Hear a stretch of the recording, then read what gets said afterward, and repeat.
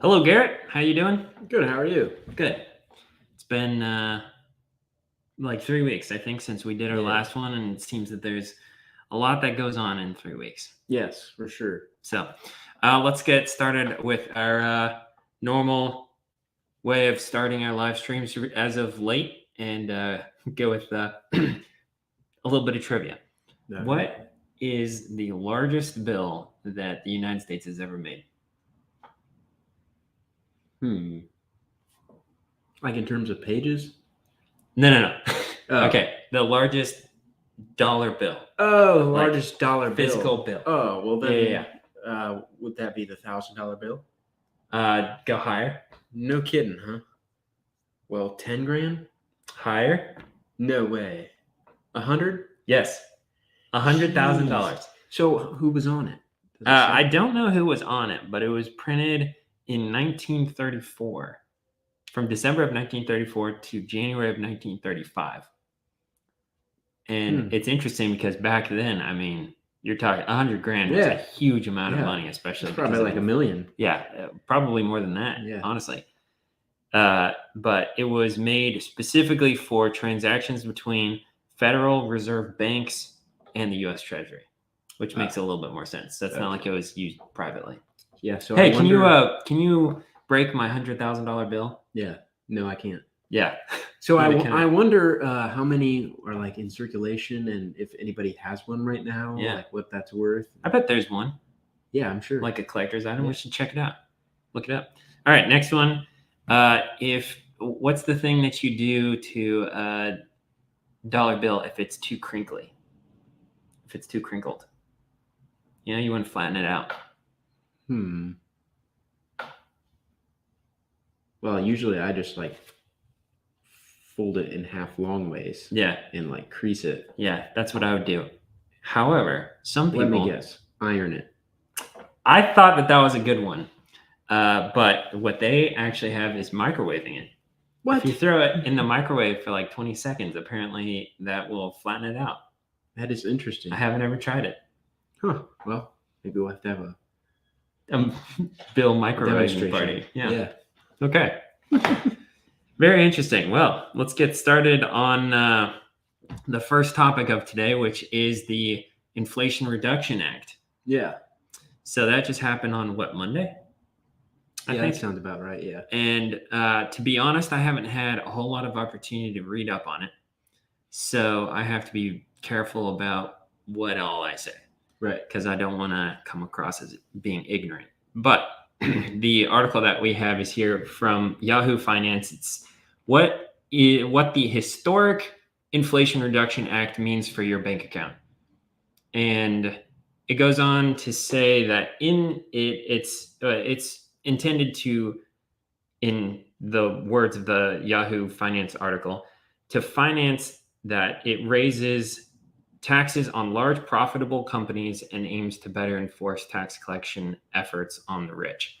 So I know that can be a very touchy subject for a lot of people. Personally, just by looking at this, without reading into what their strategy is for the super profitable companies and taxing the rich and stuff, it obviously concerns me because trickle-down economics is, I believe, a real thing that influences lower and middle class people, just because you're increasing the taxes on companies and then they can't pay their employees as much, which causes, or they then raise their prices, which means that people who are purchasing the products from that company then are paying more, which also impacts their finances. Yeah. So just from the very start, I'm skeptical as to how this is going to work. I agree. But I want to read up on it more so that we can maybe talk about this more in depth on the next live stream. But the article goes on and talks about how it's supposed to go about doing the inflation reduction, which it says is kind of up to debate. But it says they note the Inflation Reduction Act will quickly and noticeably bring down the healthcare costs for families, which will help their financial burdens and also ease inflation. So we'll see what goes on with that, especially as more economists get a look at the bill and start writing articles and stuff. Yeah. So next, we've got one that you had put together. Yeah, so this kind of goes along with the inflation talk. And basically, Ford has raised the price of its baseline electric pickup truck by up to $8,500. So on their base model, which is the Pro version, it used to cost around 40 grand, and now it will cost 4,700. 47,000. Oh yeah. Yeah. My bad. Oh man, I'll buy that truck. 4,700 a month. Yeah. No. So yeah, they basically said that it's because of material costs and that kind of thing. So yeah, already that's been hitting the electric vehicles too. So and then it notes that the Lightning is currently eligible for the $7,500 federal EV tax credit, but that could actually, under new legislation, change. Really? And so it wouldn't actually fall under that. Okay. So I hadn't actually heard about that. yeah. So and then also, like, at least in Ohio, I know it's like it's more expensive to plate an electric vehicle than a gas vehicle. Yeah. So that's, in my Oh opinion. yeah, you're right, because the more expensive registration cost is what's supposed to cover like their version of the gas fuel tax. Yeah, the gas tax. which is, in my opinion, is like, that is just the wrong way to go about that. Yeah. If we really want to incentivize the electric vehicle thing, that is a garbage policy, in my opinion. Yeah. But yeah, because as of right now, the only incentive is to purchase a very expensive electric vehicle and get the tax credit for it. Yeah. But you're not really saving as much on, like, yeah, you're still saving some on fuel. Right. Because you're using the electricity, but you're not saving on like the taxes for it, you know, because you're still paying for that in registration costs and stuff. Yeah. So, and then, yeah, this next one, Ford is not the only one. General Motors has recently increased the price of their new electric Hummer by $6,250, which, by the way, I saw the first one in person on the road. Really? I hadn't seen one. Yeah, I haven't seen it yet. And it looks pretty nice. Yeah. It's pretty killer coming down the road at you. Yeah. But yeah, not for a higher price tag. Yeah. In my opinion. It does look good. I think it looks good. Yeah. Yep. Yeah, so this is another article I had, and we had talked about this in previous videos. Going back, and so this is starting to come to a head. Retirees on Social Security could see a larger monthly benefit rise. So that could be on average of $159 on a month, and that would start in 2023. So that's a significant rise, in my opinion. Yeah, it's kind of a surprise, because I think that you and I both are not planning on Social Security being a part of our retirement plans. Yeah. And I mean, I don't know that it'll go away. Yeah. But I don't plan on it. Yes, I agree. And I don't think you should plan on it. I agree. But it's just interesting to see, like, $159, even due to inflation. You know, they just keep talking about, Social Security is going to run out by this date or whatever. It's like, I don't know how we've got that much extra to put towards it. Yeah. You know, even with inflation. I don't know. The best thing we can do is have more children, more and more and more, so that and they can then we pay can into have it. more money. And then they're the ones that get screwed over, right? Yes. Yep. That's one way of taking care of it. Yeah, so that equates to a 9.6% cost of living adjustment is what that 159 would be. So that's a significant percentage. Yeah, rise. For sure. And it's not set in stone. There's still a couple months till they officially announce it, but that's what they're projecting. Okay. Well, It'd be interesting to see how that all turns out, especially as we get closer to 2023. Yeah. Maybe everybody's grandma's going to drop them a little bit more money in their birthday check, right? Yeah, maybe. So yeah, this is just a bar graph that shows the rise in the past. Obviously, one of the largest rises, at least in our lifetimes. Mhm.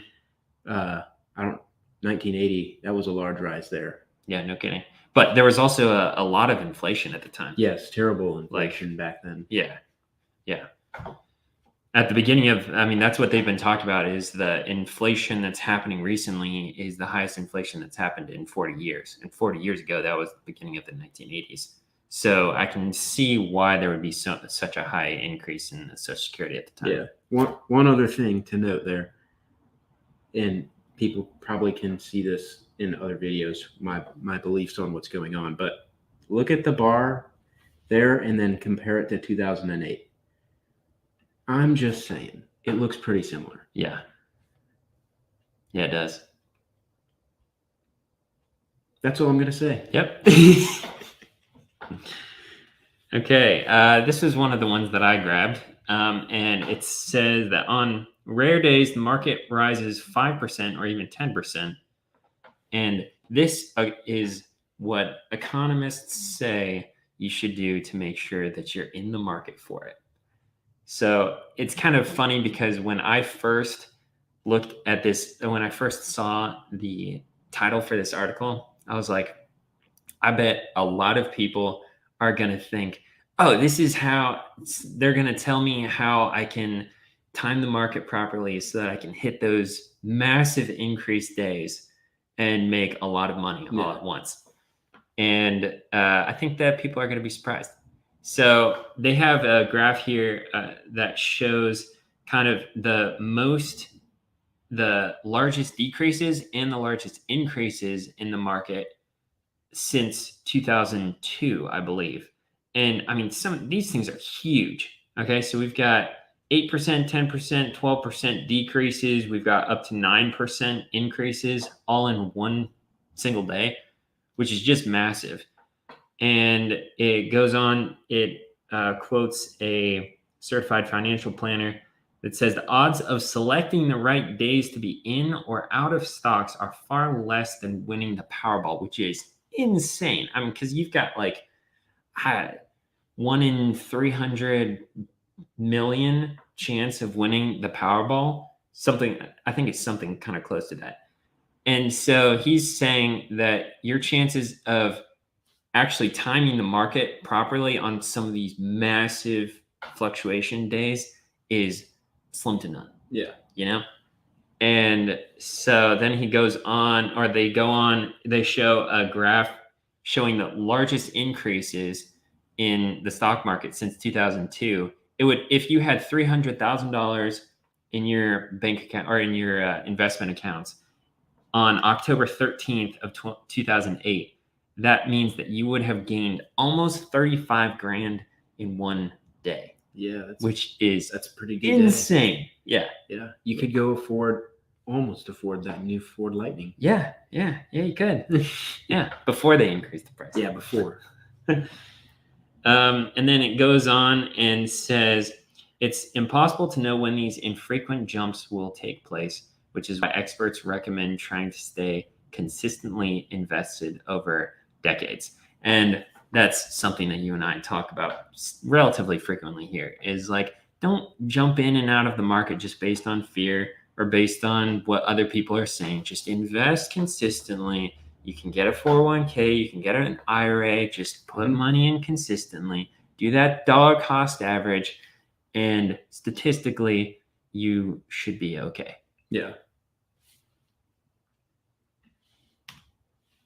Next one, and this was one that we can end on that's kind of a little bit happier, depending on who you are, I suppose.